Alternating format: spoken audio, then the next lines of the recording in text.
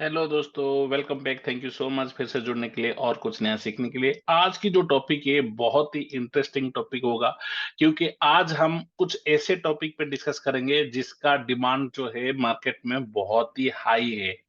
कुछ ऐसे ही टेक्नोलॉजीज है जो कि मार्केट में हमेशा एवरग्रीन हाई डिमांडिंग रखता है, और उस टॉपिक को हम आज अपनी कोर्स की जो स्टडी है उसमें इंक्लूड करने वाले हैं। तो जैसे कि मेरे स्क्रीन में देख पा रहे हो, उसका नाम आपको पता चल ही गया होगा।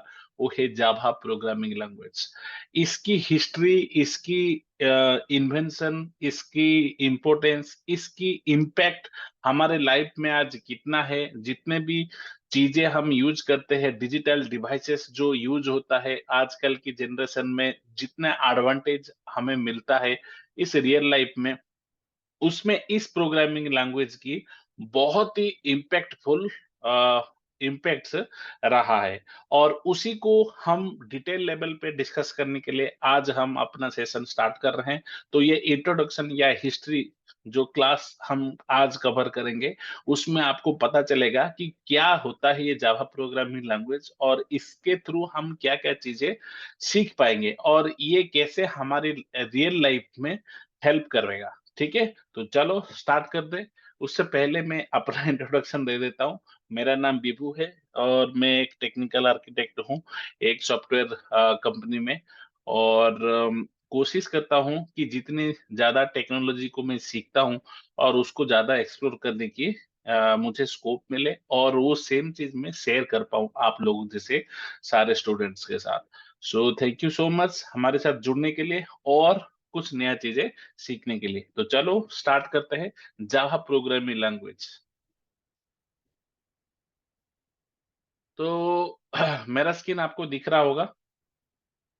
Yes, Java the ocean of knowledge. इधर राइट साइड पे एक जैसे चाय की कप है वो दिख रहा है, ये क्या है? ये जावा की लोगो है। ठीक है। और आप लेफ्ट में आओगे तो लेफ्ट बटन में इसमें जावा लिखा है, लेकिन इसके ऊपर कोड जैसा कुछ दिख रहा है, प्रोग्राम जैसा, हैकिंग जैसा कुछ दिख रहा है।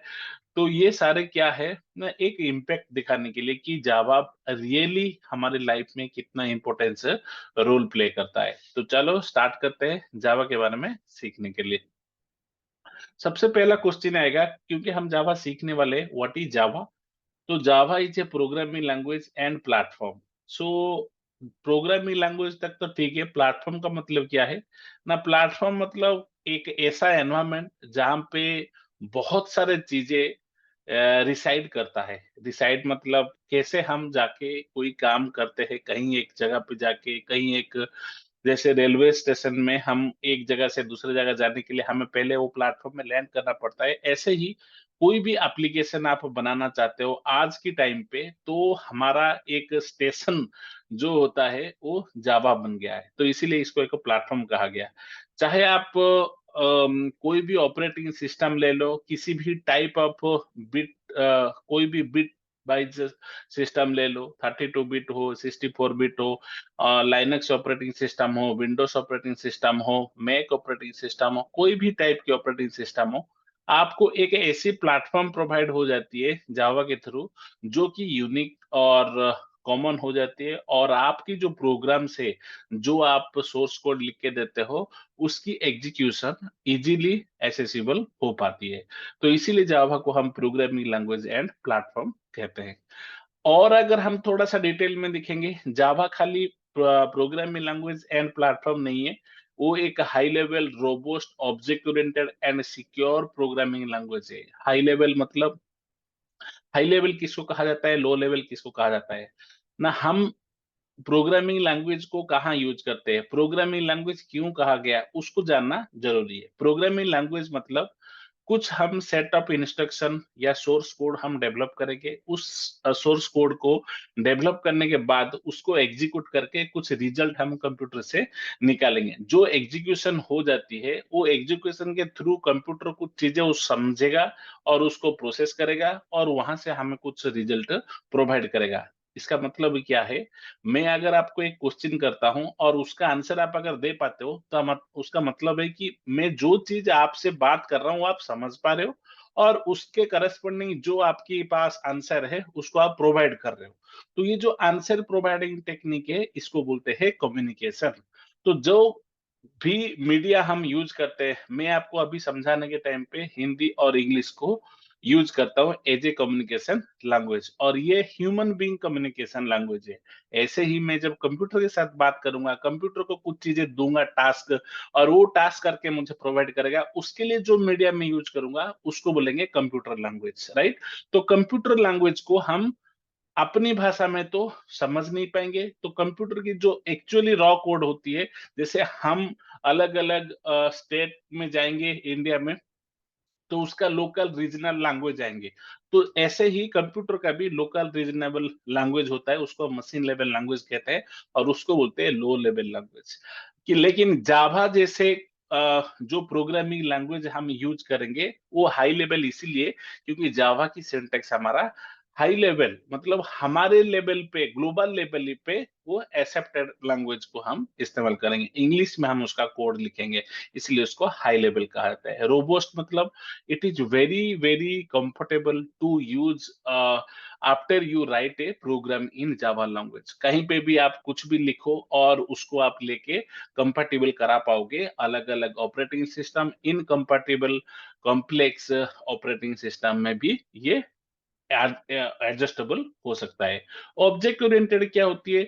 जब मैं अपना सोर्स कोड डेवलप करूंगा, सेट ऑफ इंस्ट्रक्शन कोई भी एप्लीकेशन के लिए बनाऊंगा, वो अगर मेरे को पूरा कोड को एक साथ अगर मैं उसको मॉनिटरिंग करूंगा, उसको एक्सटेंड करूंगा, तो उस केस में जितने भी एक्सटेंसिबल एफर्ट्स लगता है, उसको मेंटेन करने के लिए अगर मैं उसको छोटे-छोटे मॉड्यूल में डिवाइड कर दूंगा और उन छोटे-छोटे मॉड्यूल को एक फंक्शनैलिटी के हिसाब से मेथड में कन्वर्ट कर दूंगा और उनको according to the situation and state of requirement के हिसाब से अगर मैं उसको एग्जीक्यूट करूंगा, तो वो अप्रोच को हम ऑब्जेक्ट ओरिएंटेड अप्रोच कहेंगे। तो ये ऑब्जेक्ट ओरिएंटेड जो अप्रोच है वो भी जावा में प्रेजेंट होती है। सिक्योर क्यों कहा जाता है? जावा में जितने भी आप सोर्स कोड करते हो, अगर आप क्रॉस प्लेटफॉर्म की बात करोगे, मतलब एक जगह से दूसरे जगह पे जब आप उसको डिप्लॉय करते हो, यूज करते हो, एग्जीक्यूट करते हो, तो देर might be a chance of a leakage in different programming languages। कुछ लैंग्वेजेस को हम डिकोड कर सकते हैं, मतलब जो सोर्स कोड लिखा आता है वो हम डीकंपाइल करके उसको हम चेक कर सकते हैं कि इसको इसका सोर्स कोड क्या था। लेकिन जावा में कुछ ऐसे टेक्निक्स है, उस टेक्निक को इम्प्लीमेंट करके जावा को जो सोर्स कोड जनरेट किया गया था और जो सोर्स कोड लिखा गया था उसको हम सिक्योर कर सकते हैं, जिससे हमारी जो इम्पैक्ट है एप्लीकेशन डेवलपमेंट में वो बढ़ जाता है। इसीलिए जावा को high level robust object oriented secure programming language जैसा कंसेप्ट में एक्सप्लेन किया। इनके बारे में और डिटेल में हम आगे थोड़ी सी आगे में सीखेंगे, लेकिन अब देखते हैं जावा की हिस्ट्री क्या है, क्यों ये जावा में क्या ऐसी चीजें हैं जो कि हमारे पास आया, और इंटरेस्टिंग फैक्टर इसकी हिस्ट्री क्या है। जावा जो है सन माइक्रो सिस्टम करके एक कंपनी के द्वारा डेवलप हुआ अप्रोक्सीमेटली 1995-96 में, और जो कि एक ओरेकल का भी एक फॉर्मर कंपनी था कह सकते हैं हम, अब ओरेकल हो गया है वो। ठीक है, पहले जो सबसे पहले लॉन्च किया गया था, वहां की जो लीड डेवलपर थे या लीड आर्किटेक्ट थे वो हमारा जेम्स गोसलिंग थे। Like Charles Babbage for computer inventor के रूप में सब लोग जानते हैं और उनको फादर ऑफ कंप्यूटर कहा जाता है, ऐसे ही जेम्स गोसलिंग इनका लीड रोल पे पार्टिसिपेट किए थे इस लैंग्वेज की डेवलपमेंट के लिए, इसलिए जेम्स गोसलिंग जो है हमारा फादर ऑफ जावा भी कहा जाता है।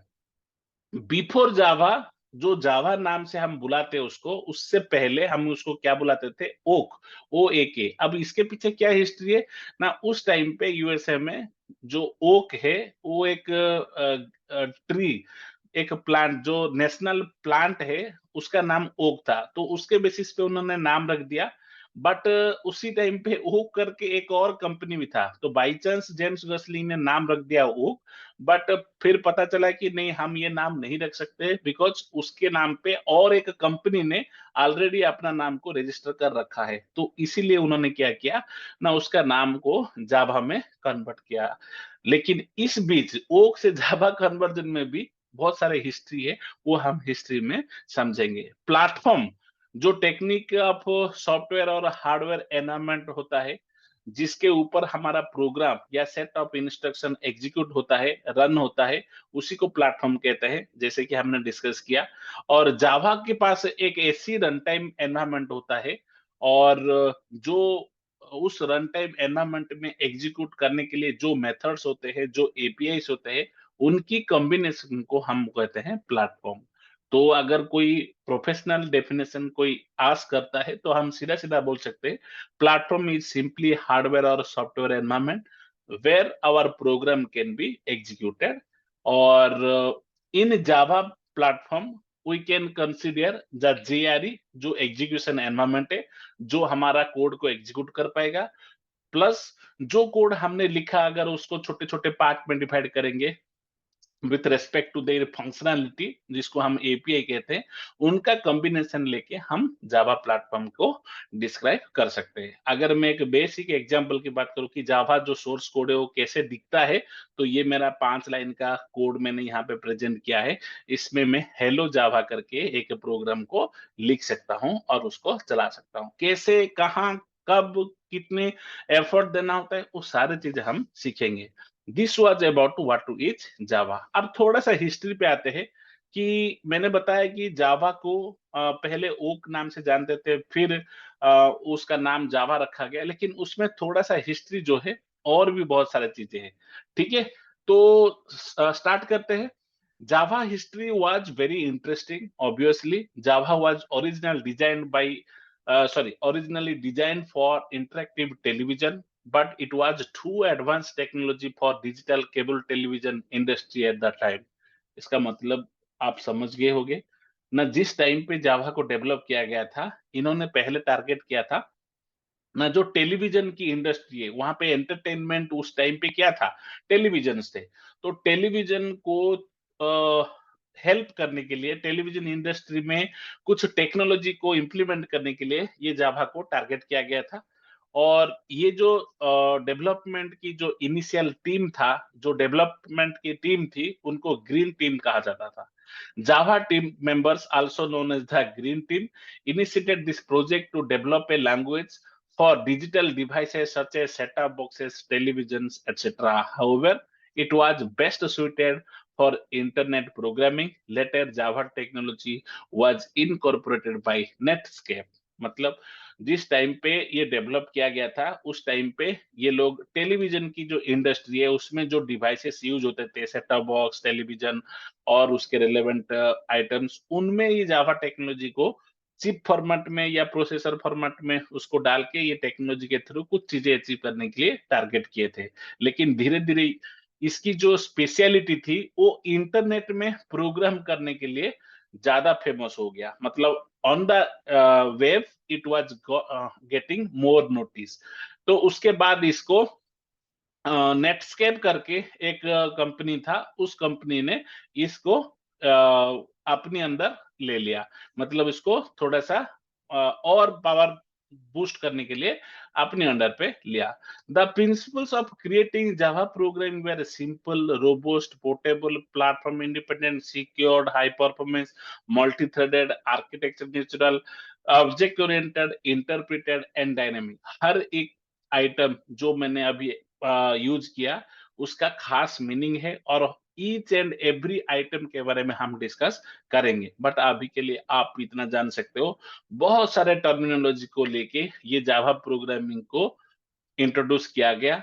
और जावा गोसलिंग के द्वारा लीडेड होके, मतलब नेतृत्व, उनके नेतृत्व में इनको 1995 से 96 के बीच में इंट्रोड्यूस कहा गया। ठीक है, करेंटली अगर हम बात करेंगे, जावा को इंटरनेट प्रोग्रामिंग कहा जाता है। मोबाइल डिवाइस में भी जावा प्रोग्रामिंग चलता है, गेम्स में भी जावा प्रोग्रामिंग चलता है। जितने भी ई बिजनेसेस है, ऑनलाइन जितने भी ई कॉमर्स में जितने भी बिजनेसेस है, उनके ऊपर चलता है। बहुत सारे प्रॉब्लम में सोल्यूशन प्रोवाइडेड होता है। और और भी बहुत सारे सिग्निफिकेंट पॉइंट जो है, इसकी जो हिस्ट्री को और मजबूत करता है। क्या ना, जेम्स गसलिंग, माइक शेरिडन और पैट्रिक नॉर्टन, ये तीनों ने क्या किया, जावा लैंग्वेज को जो प्रोजेक्ट है उस प्रोजेक्ट को 1991 में जून के अराउंड उन्होंने इंट्रोड्यूस किया था। ये टीम बहुत स्मॉल था, 3 लोगों का। और सन इंजीनियर्स सन माइक्रो सिस्टम था, उस कंपनी का इंजीनियर्स थे, तो इसीलिए इनको जावा के जो डेवलपर्स थे, जो टीम बना था, उनको इन्होंने ग्रीन टीम नाम से इंट्रोड्यूस किया। उसके बाद क्या हुआ, initially it was design for small embedded system in electronic appliances like set top box. पहले जैसे कि हमने डिस्कस किया टेलीविजन वगैरह में जो सेट टॉप बॉक्स यूज होता था, उसके लिए ये एम्बेडेड सिस्टम, एम्बेडेड मतलब एक सिस्टम है आपके पास, उसके अंदर एक छोटा ऑब्जेक्ट है, उसको आप इंट्रोड्यूस करना चाहते हो, उसके लिए ये बना गया। Firstly it was called green talk. पहले सबसे पहले इसका नाम क्या रखा था, ग्रीन टॉक। और इसको किसने नाम दिया था, फादर ऑफ जावा, जो कि जेम्स गॉसलिंग। और जो फाइल एक्सटेंशन डॉट जीटी रखा गया, ग्रीन टी। जैसे अभी की जो भी जावा फाइल्स है उसका एक्सटेंशन डॉट जावा है, लेकिन पहले इसका नाम ग्रीन टॉक था। और उसकी जो एक्सटेंशन है, अब एक्सटेंशन क्या होती है, जब भी कोई फाइल आप लिखते हो, कोई टास्क आप सेव करते हो कंप्यूटर में, तो उसका एक एक्सटेंशन होती है with respect to it the application you are using. Notepad लिखते हो तो नोटपैड के लिए अगर प्लेन टेक्स्ट फॉर्मेट यूज करते हो तो डॉट टीएक्सटी होती है, अगर एक वर्डपैड फाइल ओपन करते हो तो उसमें आरटीएफ फाइल फॉर्मेट होती है। तो इस तरीके से जो प्रोग्राम हम बनाए जावा में, जो ग्रीन टॉक है, उसमें हम डॉट जीटी नाम से पहले जावा के सारे फाइल्स को सेव करके रख देते हैं। आफ्टर दैट, उसके कुछ टाइम के बाद it was called Oak and developed as a part of Green Project. जैसे ही लोगों ने उनकी टीम को ग्रीन टीम नाम दे दिया, उसके बाद ग्रीन और ट्री, ट्री के हिसाब से, मतलब ग्रीन जैसे ही उनके टीम का नामकरण किया गया, उस टाइम पे उन्होंने क्या किया, उस टाइम पे वो एक रिलेटिव वर्ड उन्होंने ढूंढा कि नेशनल प्लांट क्या है यूएसए में, तो वो ओक था, ओ ए के। तो उसके बेसिस पे इनको नाम दिया गया, क्योंकि ये ग्रीन हमारे टीम है, तो ओक दिया गया। तो उसी को एक्सप्लेन करने के लिए कि ओक ही क्यों दिया गया, now why it was named oak. Oak is a symbol of strength, right? And chosen as national tree of many countries like the USA, France, Germany, Romania, etc. उस टाइम पे national tree से represent करता था okay, इसीलिए इसको okay नाम दे दिया। But okay इन्होंने ज्यादा देर तक रख नहीं पाया, क्योंकि उनको बाद में पता चला कि ओक नाम पहले से ही रजिस्टर्ड है एक कंपनी, और उस कंपनी का नाम को ये लोग कन्फ्लेट कर रहे हैं, तो इसीलिए इन्होंने क्या किया था, 1995 में इसको नाम दे दिया जावा। ठीक है। वो जावा भी हॉट जावा रखा गया एक्चुअली। उन्होंने दिमाग में रखा पहले हॉट जावा दिया जाए, क्योंकि he was trying A cup of T and it was bit good environment, and then he thought ki with respect to hot java, hot tea, it should be named something like java, hot java. तो उसके बाद जो हमारे trademarks होती है trade registration का, उसको use कर दिया गया जावा। द टीम, इस जो जावा रखा गया वो क्यों रखा गया, the team gather to choose a new name, the suggested words. जो जावा नाम रखा गया उसके पीछे भी थोड़ा बहुत और सेंसिटिव टॉपिक है। ये हमारे जेम्स गसलिंग है, इनका पिक्चर आपको याद रखना चाहिए। Because of him we are here to learn Java programming language. और जब जावा नामांकन किया जा रहा था उस टाइम पे और भी वर्ड्स उनके दिमाग में चल रहा था, क्या, dynamic, revolutionary, silk, jolt, DNA, etc. They wanted something that reflected the essence of the technology: revolutionary, dynamic, lively, cool, unique, and easy to spell and fun to say. ऐसे सारे चीजों को लेके, कॉन्सेप्ट्स को लेके, टारगेट्स को लेके उन्होंने नामांकन करना शुरू किया। जो सबसे उनकी क्लोजेबल था वो सिल्क और जावा था। और फाइनली जब सबकी वोटिंग हुआ, जब सबने ओके कहा जावा को, फिर उन्होंने नामांकन किया जावा के लिए। According to James Gosling, Java was one of the top choice along with Silk. Silk और जावा ये दोनों नाम उनके दिमाग में चल रहा था। Since Java was so unique, most of the team members preferred Java than other names. Obviously, Java is an island in Indonesia where the first coffee was produced, called Java coffee. As I told, जब वो T या coffee ले रहे थे उस time पे उनको जावा की याद आया, बिकॉज जावा जो है एक आइसलैंड का नाम है जो कि इंडोनेशिया में है, और वहीं से ही कॉफी इंट्रोड्यूस हुआ था, तो इसीलिए उसको यूनिक नाम कैटेगरी में लोगों ने वोट किया। It is a kind of espresso bean. Java name was chosen by James Gosling while having cup of coffee nearby his office. Notice that Java is just a name, not a acronym. Initially developed by James Gosling at Sun Microsystem, which is now subsidiary of Oracle Corporation. आज वो Oracle Corporation नाम से जाना जाता है।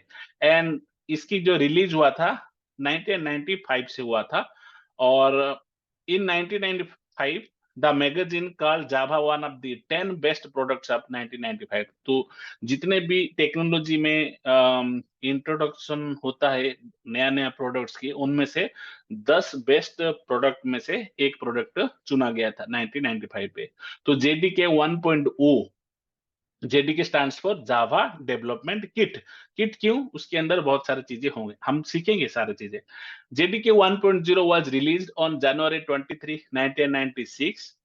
After the first release of Java, there have been many additional features added to the language. Now Java is being used in Windows applications, web applications, enterprise applications, mobile applications, cars, etc. Each new version adds new feature in Java.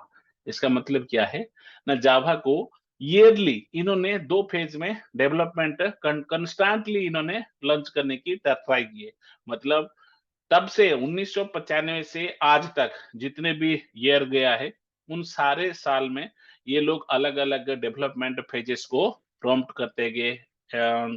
History में क्या किस में क्या हुआ था, वो सारी चीजें हमारा ये हिस्ट्री वाला डॉक्यूमेंट है, वहां पे कि किस रिलीज में क्या लॉन्च हुआ था। तो ये हिस्ट्री आप जावा की जो रिलीजेस है इसके बारे में हम यहाँ पे आपको दिखा सकते हैं। इसमें आप अगर देखोगे, जेडीके अल्फा एंड बीटा 1995 में हुआ, जेडीके 1.0 23 जनवरी 1996 को हुआ, 1.1 जो जेडीके है वो 19 फेब 1997 को हुआ। ऐसे 1998 में, 2000 में, 2002 में, 4, 6, 11, 5, जावा 6 से जावा 7 जाने में 5 साल लग गया, because of so many conflicts inside their team and some disturbance were there. So but उनका फोकस कभी स्टॉप नहीं हुआ। 2011, 2014, 2017, 2018 ऐसे करके उन्होंने मार्च 2023 में इवन, और सितंबर में 2023 अभी रिसेंटली जावा एससी 21 रिलीज हुआ है। अभी जो मार्च 24 आ रहा है, ये स्पेलिंग मिस्टेक है, जो अपकमिंग मार्च 24 है वहां पे इन्होंने जावा 22 को रिलीज करने की शेड्यूल हुई। अभी की अगर जो राइट में हमारा पिक्चर जेम्स गोसलिंग, ये अब सन माइक्रोसिस्टम की जो फादर ऑफ जावा थे, वो अब इनके साथ काम नहीं करते, ओरेकल के साथ। ठीक है, तो इससे क्या समझ में आया कि इसका हिस्ट्री कैसा था। अब हम जावा एप्लीकेशन क्या है समझते हैं। According to Sun, 3 billion devices run in Java. जो सन माइक्रो सिस्टम है, जो कंपनी है, वो कंपनी डिमांड करता है 3 बिलियन डिवाइस। वो पहले 3 बिलियन था, आज की टाइम पे तो 300 बिलियन से ज्यादा होगा। There are many devices where Java is currently use. Some of them are as follows: desktop applications such as Acrobat Reader, Media Player, Antivirus; web applications such as irctc.co.in, Java tpoint.com, tc.in; enterprise applications such as banking applications, mobile, embedded system, smart card, robotics, games, etc. etc. बहुत सारे ऐसे applications बनाया गया with respect to अलग अलग platform. तो वहां पे हमें क्या मिला कि अलग अलग एप्लीकेशन प्लेटफॉर्म में जावा को कैसे यूटिलाइज करेंगे। अब ये जो एप्लीकेशंस था, वो कितने टाइप का हो सकता है ना, मेनली 4 टाइप की। एक स्टैंडअलोन, जो कि आपकी कंप्यूटर के अंदर इंडिपेंडेंटली चल सकता है, उसको कोई थर्ड पार्टी रिक्वायरमेंट नहीं होता है। वेब एप्लीकेशन अगर इंटरनेट पे आप छोड़ दोगे, अगर नेट कनेक्टिविटी है तो इंटरनेट में क्लाउड टेक्नोलॉजी को यूज करके जो वर्जन ऑफ एप्लीकेशन प्रोसीड करेगा, एग्जीक्यूट हो पाएगा, उसको वेब एप्लीकेशन कहा गया। एंटरप्राइज एप्लीकेशन जितने भी जितने भी डिस्ट्रीब्यूटेड एप्लीकेशन है, बैंकिंग एप्लीकेशन है, जो हाई लेवल सिक्योरिटी पे चलता है, लोड बैलेंसिंग करता है, क्लस्टरिंग के लिए करता है, तो उनमें जो एप्लीकेशंस मिलते हैं उसको एंटरप्राइज एप्लीकेशन कहा गया। जितने भी मोबाइल डिवाइसेस के अंदर जो जावा एप्लीकेशन इंस्टॉल होती है उसको मोबाइल एप्लीकेशन। तो ऐसे हमारा 4 टाइप की एप्लीकेशंस पाया जाता है। Let's read. Standalone applications are also known as desktop applications or window-based applications. These are traditional software that we need to install on every machine. Examples of standalone applications are Media Player, Antivirus, etc. AWT and Swing are used in Java for creating standalone applications. मतलब जितने भी standalone एक independent आपको एक application अगर बनाना है तो आप ये वाले टेक्नोलॉजीज को यूज करके स्टैंडअलोन एप्लीकेशन बना सकते हो। वेब एप्लीकेशन इंटरनेट के ऊपर, नेटवर्क के ऊपर हम अगर कोई एप्लीकेशन बना रहे हैं वेब की सपोर्ट करने के लिए, वेब टेक्नोलॉजी को यूज करके उसको वेब एप्लीकेशन कहते हैं। N application that runs on the server side and creates a dynamic page called web application. Currently servlet, JSP, struct, spring, hibernate, JSF, angular, JS, बहुत सारे टेक्नोलॉजी है जो कि वेब एप्लीकेशंस को बनाते हैं जावा में। एंटरप्राइजेस एप्लीकेशन क्या होती है? An application that is distributed in nature such as banking application called as enterprise application. It has advantages like high level security, load balancing, clustering। और जावा में ईजे भी जो है क्रिएट एंटरप्राइज एप्लीकेशन बनाने के लिए एंटरप्राइज जावा बीन्स होता है उसका फुल फॉर्म, उसको यूज किया जाता है। मोबाइल एप्लीकेशन भी क्रिएट किया जाता है मोबाइल डिवाइसेस के लिए, जो एप्लीकेशंस को उनको हम मोबाइल एप्लीकेशन कहते हैं जावा वाला। Currently Android and Java ME are used for creating mobile application. तो इस तरीके से हमारा 4 टाइप की जावा एप्लीकेशन होती है। अब आते हैं, एप्लीकेशन तो समझ में आ गया। अब लाइक एप्लीकेशंस हमें प्लेटफॉर्म्स या एडिशंस क्या-क्या मिलता है ना। जावा का बेसिकली प्लेटफॉर्म्स मतलब अलग-अलग सेटअप, एनवायरनमेंट, अलग-अलग different different category of Java setup वो कैसे मिलता है ना। 3 प्रकार का होता है ज्यादातर, और चौथा जो है वो भी एक इंपॉर्टेंट फैक्टर है। जावा एसी, जावा ईई, जावा एमई, जावा एफएक्स। जावा एसी जो होता है स्टैंडर्ड एडिशन होती है, जो भी आप डेवलपमेंट कर रहे हो उसमें जेएसी की जरूरत होती है। आप कोई भी प्रोग्रामिंग बनाते हो, कोई भी सोर्स कोड डेवलप करते हो, कोई भी एप्लीकेशन के लिए आप कोड करते हो, वो ज्यादातर जेएसी के थ्रू जाता है। जेडीके की मोस्ट एपीआई हमारे इसके अंदर मिलता है। जावा ई में क्या है, एंटरप्राइज एडिशन है, जो कि डेवलप किया जाता है वेब एप्लीकेशंस और एंटरप्राइज एप्लीकेशंस के लिए। और ये जेएसी को डेफिनेटली यूज करता है, लेकिन उसके ऊपर और भी बहुत सारे प्लेटफॉर्म को, और भी बहुत सारे प्लेटफॉर्म कंपोनेंट्स को इंप्लीमेंट करता है। तो ये एक superior setup of Java AC है। जावा एसी तो बेस है, उसके बिना काम नहीं हो पाएगा, उसके ऊपर कुछ और एक्स्ट्रा चीजों को लेके ये काम करता है, जो कि वेब टेक्नोलॉजी ओरिएंटेड होता है। It includes topics like servlet, JSP, web services, EJB, JPA, etcetera. Java ME जो है माइक्रो एडिशन जो होता है, माइक्रो प्लेटफॉर्म मोबाइल एप्लीकेशंस के लिए स्पेशली होता है। उसके लिए कभी कभी एमई फॉर मोबाइल एडिशन भी बोल देते हैं, बट एक्चुअली में माइक्रो एडिशन है। और उसके रिलेटेड जो एप्लीकेशंस डेवलप करने के लिए जो चीजें चाहिए, उसके लिए हमारा जावा एमई प्लेटफॉर्म प्रोवाइड किया जाता है। जावा एफएक्स जो है इंटरनेट की जो एप्लीकेशंस होती है, जो लाइट वेट एपीआई होती है, क्लाउड कम्युनिकेशंस के लिए जो यूज किया जाता है, वहां पे हमारा जावा एपीएक्स यूज होती है। इस तरीके से हमारा जावा प्लेटफॉर्म या एडिशंस काम आता है। अब आते हैं, ये सारे तो हमने कॉन्सेप्चुअली चीजें सीखा। अब उसको जब हमें इंप्लीमेंट करना, हमारा जो जीरो स्टेप है वो है जावा एप्लीकेशन प्रोग्राम। हम जो चीज करेंगे अभी से, आज से तुरंत इस सेशन के बाद हम जो चीज कर सकते हैं, उसका जो बेस स्टार्टिंग पॉइंट है वो है जावा एप्लीकेशन प्रोग्राम। जो जावा एप्लीकेशन प्रोग्राम है वो क्या है, सेटअप कोड है, सेट ऑफ इंस्ट्रक्शन है, और हम अगर कहेंगे implementation of A Java application program जो है, वो 3 टेक्निक को टारगेट करता है। एक क्रिएट करना एक प्रोग्राम, दूसरा कंपाइल करना, तीसरा रन करना। क्रिएट करना मतलब आप जो set of instruction source code लिखोगे, उसको लिखने के बाद क्या करोगे? उसको कहीं फाइल में सेव करोगे, तो वो सेव करके जो सोर्स कोड क्रिएट करते हैं, उसी को बोलते हैं हम क्रिएटिंग ए प्रोग्राम।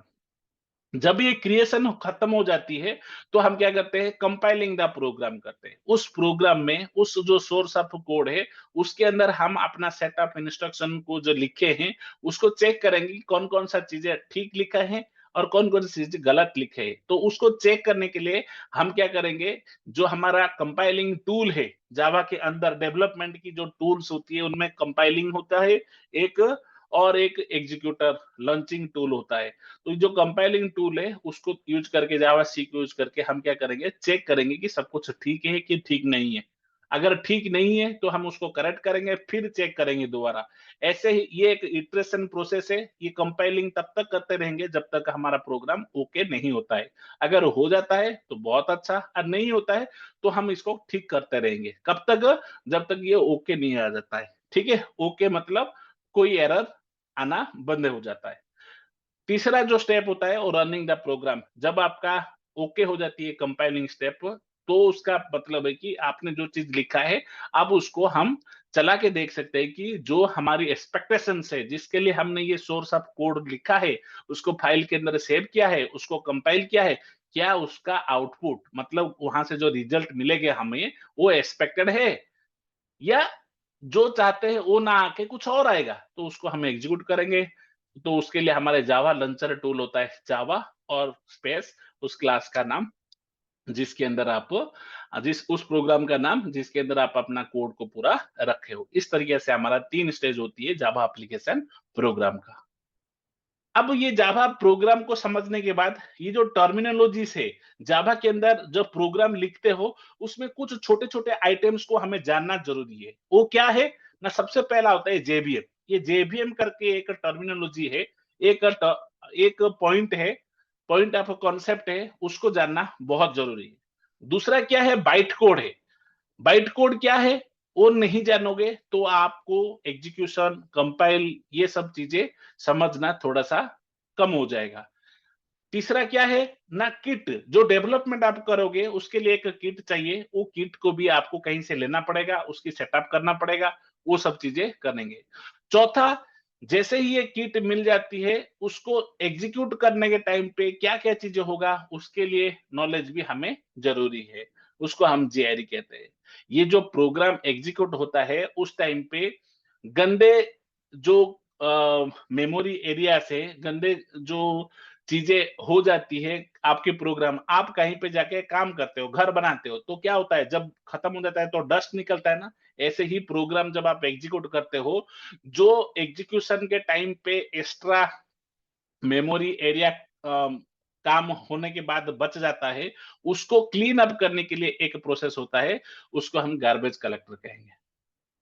उसके बारे में समझना भी ज़रूरी है। उसके अलावा एक और इम्पोर्टेंट फैक्टर है क्लास पाथ। जब आप प्रोग्राम को एग्ज़ीक्यूट करते हो, कोई चीज़ आप करने के टाइम पे कुछ चीज़ें नहीं हो पाता है, तो उसको समझने के लिए हमें क्लास पाथ के कॉन्सेप्ट को भी समझना ज़रूरी है। इस तरीके से हम ऐसे 5-6 आइटम्स को अपने दिमाग में पहले से ही रखना पड़ेगा। तो चलो स्टार्ट करते हैं। JVM, this is generally referred to JVM, Java Virtual Machine, also it is known as, there are three execution phases of a program. लिखे कि write a program, compiling a program, running a program. तो जब ये programme को हम ये तीनों stage के थ्रू लेके जाते हैं, तो जेवीएम क्या करता है? जेवीएम एक एजेंट के रूप में एक्टिव होके उसको क्या करता है ना, बाइट कोड जनरेट करता है। जब आपके कंपाइल हो जाता है कोड, ठीक है, तो वो क्या करता है? बाइट कोड जनरेट करता है, और उस बाइट कोड को लेके उसको एग्जीक्यूट करते हैं। ठीक है, जेवीएम। और जेवीएम को क्या करता है ना, ऑपरेटिंग सिस्टम क्या करता है, हर एक टाइप की ऑपरेटिंग सिस्टम में ये क्या करता है ना, जो बाइट कोड यूज हुआ है उसको अलग से अपनी मशीन लेवल लैंग्वेज में कन्वर्जन करके वो उसको समझने की कोशिश करता है। इस तरीके से जेवीएम क्या करता है, एक इंटरमीडिएट एजेंट होके, एक प्रोग्राम होके, एक वर्चुअल एनवायरनमेंट बन के वो हमारी जावा प्रोग्राम को एग्जीक्यूशन करने में हेल्प करता है। इसकी अंदर की डिटेल के लिए हम structure and architecture of JVM के बारे में भी सीखेंगे। ठीक है, बट आज की क्लास में हम इसको एज ए टर्मिनोलॉजी क्या चीज हमें समझना चाहिए, ना जेवीएम क्या है, ना जेवीएम एक ऐसी एजेंट है जो कि हमारे प्रोग्राम एग्जीक्यूशन में हेल्प करता है, और उस प्रोग्राम एग्जीक्यूशन को उसने जब हैंडल करता है, वो एक तो बाइट कोड जनरेट करता है और वो ऑपरेटिंग सिस्टम में वो कोड एग्जीक्यूट करा के वो हमें रिजल्ट प्रोवाइड करता है। बाइट कोड क्या होती है? जब आपकी सोर्स कोड होता है, उसको जब आप डॉट क्लास फाइल में कन्वर्ट कर देते हो, उस कन्वर्टेड कोड को, उस कन्वर्टेड क्लास फाइल को हम बाइट कोड कहते हैं। वो बाइट कोड इंटरमीडिएट कोड होता है, वो कंपाइल कोड नहीं होता है, वो इंटरमीडिएट कोड होती है with respect to the operating system on which our JVM is installed। जो जहां जिस ऑपरेटिंग सिस्टम आप विंडोज में इंस्टॉल किए हो तो उसका जो बाइट कोड है वो कैसा रहेगा, और दूसरे जो ऑपरेटिंग सिस्टम कोई लाइनक्स का है, कोई मैक ऑपरेटिंग सिस्टम है, किसी भी टाइप के ऑपरेटिंग सिस्टम में बाइट कोड जो जनरेट होता है उसको कैसे हैंडल करेंगे, वो सब चीजें यहाँ पे हमें समझना जरूरी है। जावा डेवलपमेंट किट में क्या होता है ना, जितने भी आप डेवलपमेंट करते हो उसका जो पूरा सेटअप है, वो पूरा सेटअप का पूरा फुल बंडल जिसके अंदर जेआरई भी होता है, जेवीएम भी होता है, जो भी रिक्वायर्ड आइटम्स है, एपीआई वगैरह, वो सारे प्रोवाइड किया जाता है, उसको पूरा किट को हम जेडीके कहते हैं। जेआरई में क्या होता है ना, खाली एग्जीक्यूशन एनवायरनमेंट और उसके रिलेटेड जेवीएम की प्रेजेंस, ये सब चीजें मिलता है। जेवीएम किसके अंदर होता है? जेआरई के अंदर। जेआरई किसके अंदर होता है? जेडीके के अंदर। तो आप सुपर सेट सबसेट भी कंसीडर करके समझ सकते हो। ठीक है, इन दिस वे हम क्या करते हैं, गार्बेज कलेक्टर को भी यूज करते हैं। कि गार्बेज कलेक्टर क्या होता है, जितने भी आप प्रोग्राम करते हो, वो प्रोग्राम के लिए जितना मेमोरी वेस्ट होता है या खाली हो जाते हैं, नॉट यूज का होके पड़े रहता है, उनको क्लीन करके फिर से वो मेमोरी को रीयूजेबल स्टेट में लाने के लिए हमारे पास कुछ प्रोग्राम जावा के जेवीएम के पास ऑटोमेटिकली चलते रहते हैं, उसको गार्बेज कलेक्टर कहते हैं। क्लास पाथ क्या होती है ना, कोई प्रोग्राम आप चला रहे हो, उसमें कोई क्लास फाइल को लोड करना है, उस क्लास फाइल मिला नहीं, तो उसकी एनवायरमेंट एलिमेंट्स को सेटअप करना हमारा क्लास पाथ के पार्ट में आता है। The class path is the file path where the Java runtime and Java compiler look for .class files to load. By default, JDK provides many libraries. If you want to include external libraries, they should be added to the class path. In that way, हमें ये 6 terminology को याद रखना चाहिए जो कि जावा में important होती है।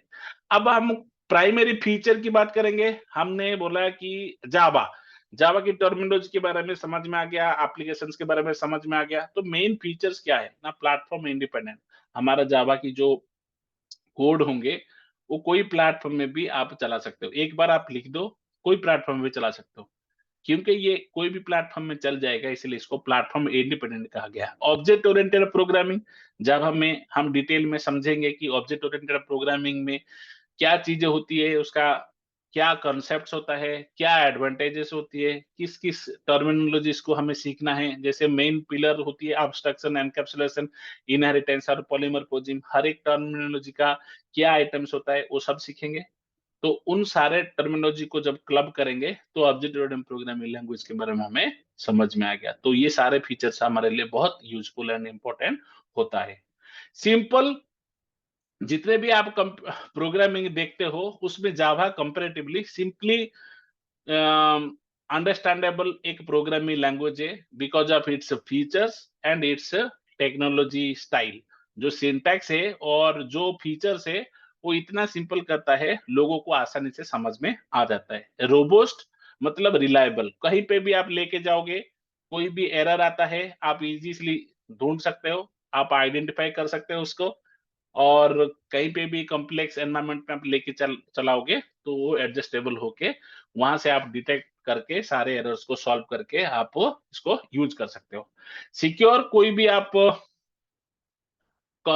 आप प्रोग्राम लिखते हो, उस प्रोग्राम की सिक्योरिटी बहुत टाइट होती है। मतलब आप कुछ टेक्नोलॉजी जावा में अवेलेबल है, जिनको यूज करके अपने कोड को सिक्योर कर सकते हो। डिस्ट्रीब्यूटेड, हम एक जगह से दूसरे जगह को कनेक्ट करके दोनों के बीच छोटे-छोटे मॉड्यूलर प्रोग्रामिंग करके उसको हम डिस्ट्रीब्यूटेड प्रोग्रामिंग के थ्रू हम पूरा बड़ा प्रोजेक्ट को छोटे-छोटे प्रोजेक्ट में कन्वर्ट करके उसको एग्जीक्यूट कर सकते हैं।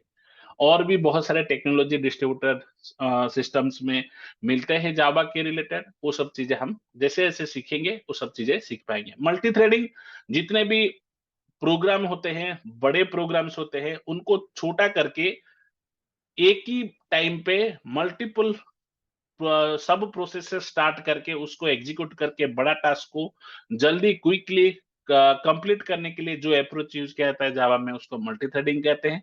डिटेल में हम जरूर सीखेंगे। पोर्टेबल, जो भी हम कोई भी मशीन पे लिखेंगे कोड को, हम दूसरे मशीन पे इजीली एग्जीक्यूट कर पाएंगे। ऐसा नहीं कि हमने अपना प्रोग्राम 32 बिट में 32 बिट ऑपरेटिंग सिस्टम में लिखा तो हम 64 बिट ऑपरेटिंग सिस्टम में उसको एग्जीक्यूट नहीं कर पाएंगे। ऐसा कभी नहीं होता है। अगर लेकिन सी में या कोई ऐसी नेटिव प्रोग्रामिंग लैंग्वेज है जिसको आप डेवलप किए हो, तो दूसरे अगर टाइप ऑपरेटिंग सिस्टम आप लेके चलाते हो, तो there might be a chance कि जो आपने लाइब्रेरीज को इंपोर्ट किया, इंक्लूड किया है, वो मे बी आपका डिफरेंट हो सकता है, या विंडोज ऑपरेटिंग सिस्टम और लाइनेक्स में वो कंपैटिबल ना हो। लेकिन जावा में क्या होता है कि जेबीएम की वजह से हमें ये पोर्टेबल नेचर पे प्रोवाइड होता है। हाई परफॉर्मेंस, जावा की जो आर्किटेक्चर है वो इतनी बढ़िया से डिस्ट्रीब्यूटेड करके या फिर इतनी बढ़िया से हमारे पास ऐसे टेक्निकल टर्मिनोलॉजी से जिसको हम इंप्लीमेंट करके इसी परफॉर्मेंस को बढ़ा सकते हैं। बेसिकली परफॉर्मेंस का मतलब है कि टाइम एंड स्पेस का कॉम्प्लेक्सिटी को, उसको नजर रख के बहुत सारे टूल के थ्रू हम क्या कर सकते हैं, परफॉर्मेंस को इंक्रीज करा सकते हैं। डायनामिक फ्लेक्सिबिलिटी, कोई भी कोड लिखो आप, उसको आप छोटे मॉड्यूल्स में डिवाइड कर सकते हो और रन टाइम में आप उसको अमेंड कर सकते हो। जहां पे भी रन टाइम जरूरत पड़ती है आप उसको लोड कर सकते हो और लोड करके आप उसको एग्जीक्यूट कर सकते हो। तो इसलिए डायनामिक फ्लेक्सिबिलिटी कहते हैं। सैंडबॉक्स एग्जीक्यूशन ना, Java program run in a separate space that allows user to execute the application without affecting the underlying system with the help of a bytecode verifier. Bytecode verifier also provides additional security as its role to check the code for any violation of SS. जब आप code को execute करते हो, तो wait code verifier जो हमारे JVM के अंदर होता है, वो क्या करता है, चेक करता है कि डिटेल में जो आपने सोर्स कोड लिखा है वो आपका ही है या किसी ने उसको इंटरप्ट किया है। तो उस तरीके से हम क्या करते हैं, ये सैंडबॉक्स एग्जीक्यूशन को भी फीचर्स को भी लाभ लेते हैं। राइट वंस रन एनीवेयर, कभी भी कोई प्रोग्राम को एक बार आप लिख देते हो तो उसको कितनी बार भी कहीं पे कोई और डिफरेंट ऑपरेटिंग सिस्टम में आप उसको चला सकते हो। Power of compilation and interpretation, most languages are design with purpose of either they are compiled language or they are interpreted language, but Java integrates arising enormous power as Java compiler compile the source code to bytecode and JVM executes this bytecode to machine operating system dependent executable code. तो जब भी Java compiler byte code generate कर देता है, उसके बाद JVM उसको लेके जो ऑपरेटिंग सिस्टम में उसने इंस्टॉल हुआ है उसके कंपैटिबल कोड, एग्जीक्यूटेबल कोड में कन्वर्ट करके वो तुरंत ही वो प्रॉब्लम सॉल्व कर देता है। इस तरीके से हमारा जो जावा है, कंपाइलेशन एंड इंटरप्रिटेशन दो टास्क को करके वो हमें हेल्प कर देता है ये वाला फीचर्स को भी लेने के लिए। ठीक है? इस तरीके से हम प्राइमरी फीचर्स को एसेस करते हैं। तो इसी तरीके से हम पूरा इंट्रोडक्शन जावा का क्लास को यहीं पे रखते हैं।